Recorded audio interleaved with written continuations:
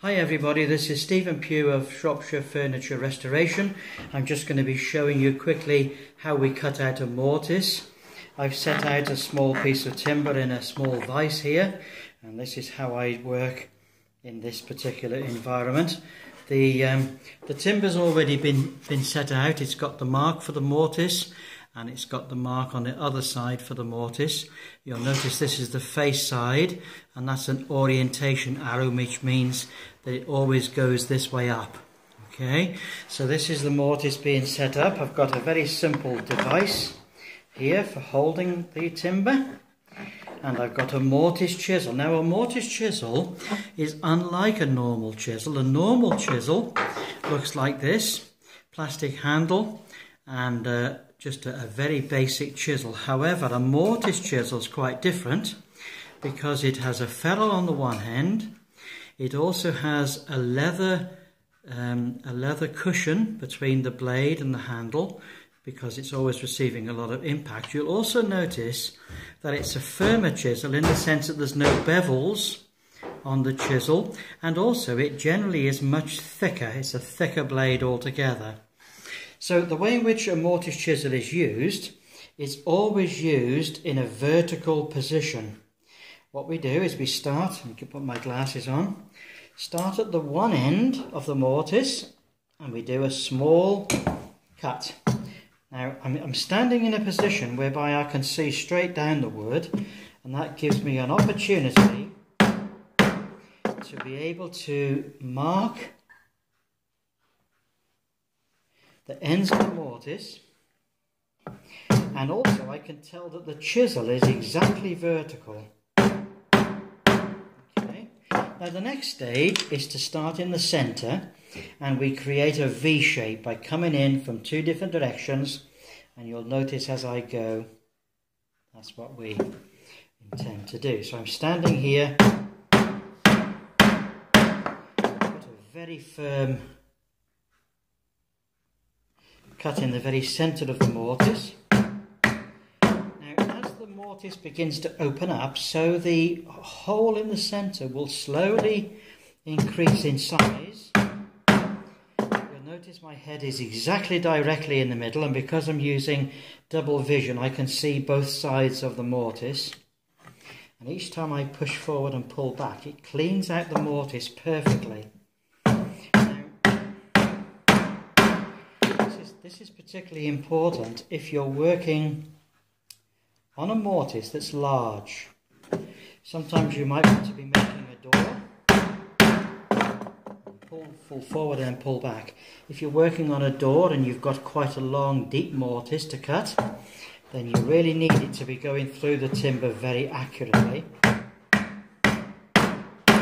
the way to the bottom, pull it back like that. What you'll discover is that a very neat V shape starts to form in the centre of the mortise. And you'll notice as it goes down it pushes forward and clears the mortise clean. I see how it pulls out the timber neatly, like that. I'll just take this off so that you can see the V shape as it's forming. You see a little V shape there? And that little V shape is lovely and clean. There's no ragged bits.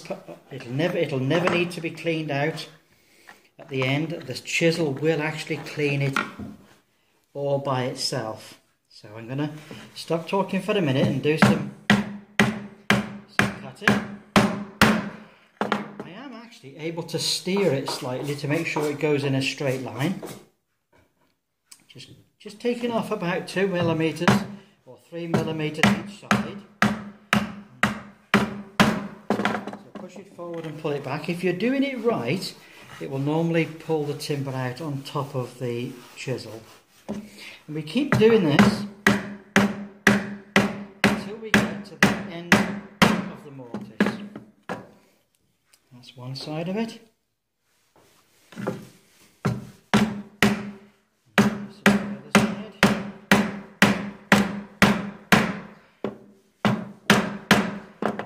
Notice I have to lean into the bench to be able to see straight down the centre of the mortise.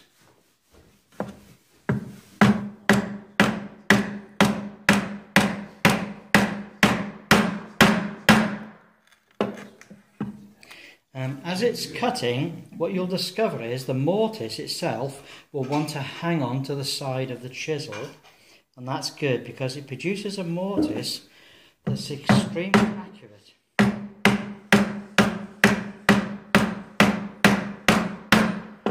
Push it forward and pull back. There we are, that's how it comes out each time. Show you how this is looking, because without close-up it's difficult to see. You'll see the V shape, and you'll see it going right down through the centre of the timber. These little mini clamps I purchased a very long time ago, and I found them to be an amazing substitute for a big vise.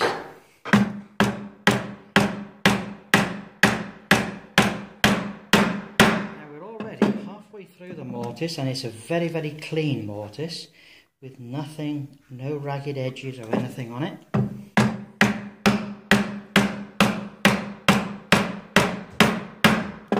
Push forward and pull back, and we keep doing this until we get virtually to the end of the mortise on each side.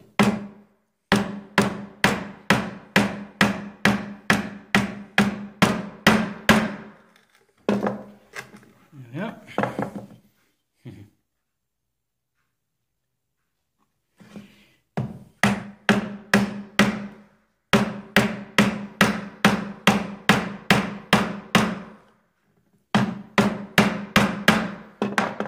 Forward and pull back, and as it pulls back it empties the mortise completely. Come and have a look at that. It's a completely clean and empty mortise, no ragged bits or nothing. I'll let you see that on the, see that? It's a completely clear mortise. So now at this stage what we do is we turn it over and we come the other way. And want the two mortises to meet exactly in the centre. So I'll just turn him over and begin again. So the first two cuts are just the end cut, end of the mortise. Just gives us a particular register for the very last cut. And we start in the centre. Now I'm going to stop talking a moment and just move on.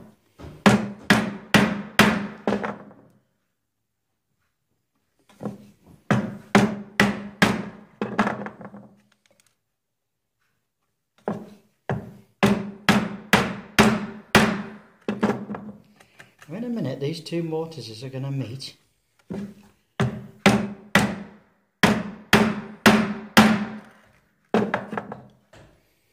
And the secret is to not have a flat bottom at the bottom, but to have a little point.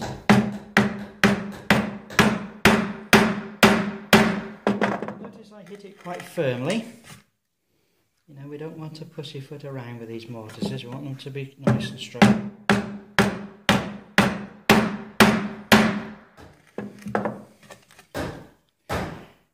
Now in a moment, this mortise will break through to the other mortise. Just coming up the other way. There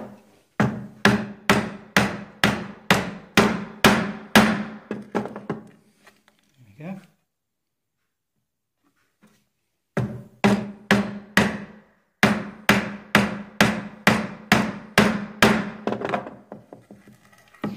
Now in the position I'm at, standing in this position, you only stand in this position, and as I said, you only ever use the mortise chisel in an upright position.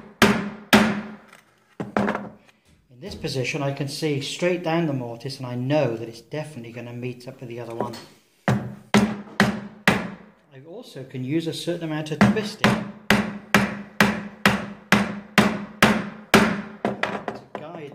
to guide the mortise chisel. This isn't particularly special timber.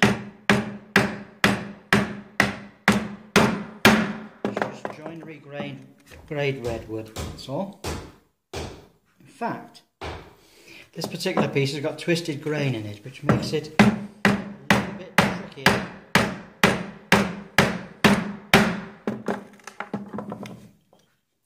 Nearly there.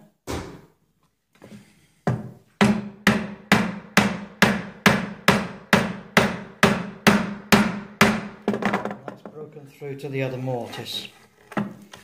Look how clean that is. That's very, very clean indeed. I'll just pull that out. See that? Okay. So there's the mortise, very, very clean. There's no ragged bits on it. It's lovely and clean. So what I then do at this stage is continue to do these side movements until we get near to the side of the mortise. As you're doing it, so you see it sliding down. Come on. There we are. That is beautiful. Now what we do is we now move to a different position. It's this position. We know that it's all upright that way. We now need to put the chisel at the very bottom of the slope. So we get it inside the slope. And we're looking at this side of the chisel because that's a wedge.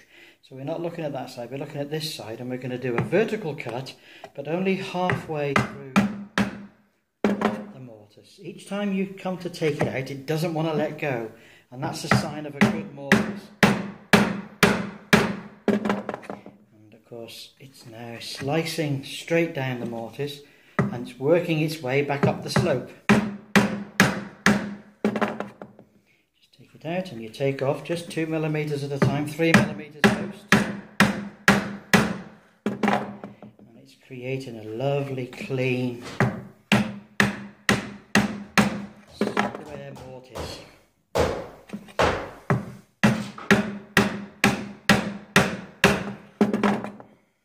Now we're on the very last cut.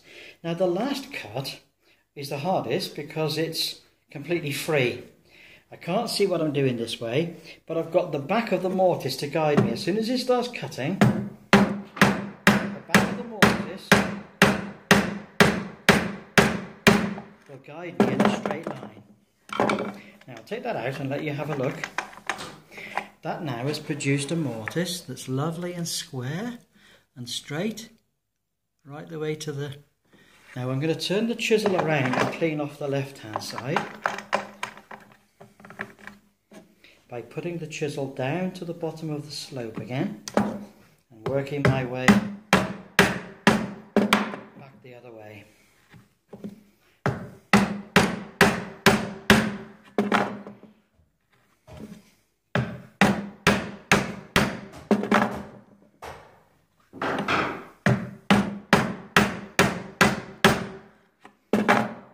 Cuts to go, and that's it on this side. We're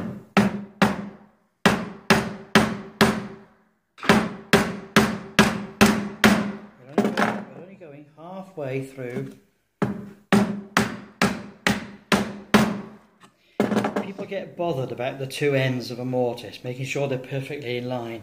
That's basically a mistake. We need to not worry about that. If it creeps over the line a millimetre, it doesn't matter. A millimetre between friends doesn't really matter anything at all. So we know the other mortise is waiting for us.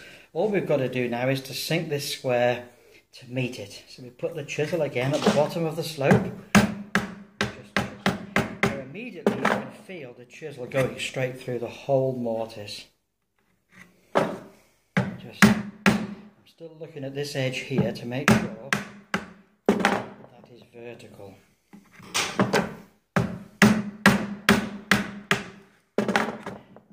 Doesn't want to come out, it's tight in there. Right. 2 more cuts to go. Whoops, one near the top. And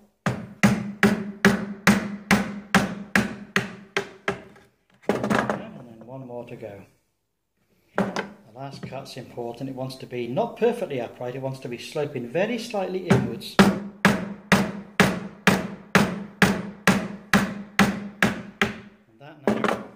The one side complete. If we put the chisel in, we don't go down the side of anything here, we want to rely on the width of the chisel all the time. So we put the chisel in like that. Come on, down you go. And you can use that as a lever to pull all the material out. Okay, and that's it. Now we start at the bottom of the other slope, looking at this edge this time. Just pass it straight through. And it will come out lovely and square, lovely and straight. And then we carry on, getting up for higher and higher on the slope.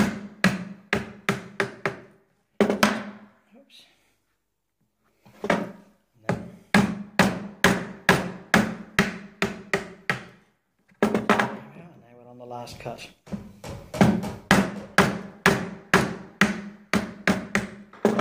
That's it, and then we can just take a ruler or something just to poke it all through. And that is a square cut. Now we don't do any more on the inside. We just leave it in completely square like that. Tap, remove all the materials, and that really is your mortise cut. Okay? There's a tiny few little bits in the inside that are just sitting there, but I'm not going to worry about that because as the tenon goes through, it'll push everything clean. Now, I used to do mortise and tenons professionally to making windows, and almost invariably I would do them by hand because it wasn't slow at all. It's very quick, and you can knock them out on a very simple bench. You just need a good quality mallet, and you need a mortise chisel. There we are. That's my first video explaining how to do a mortise. I'll do another video sometime explaining how to do the tenon that matches it. So there we are. Thank you very much.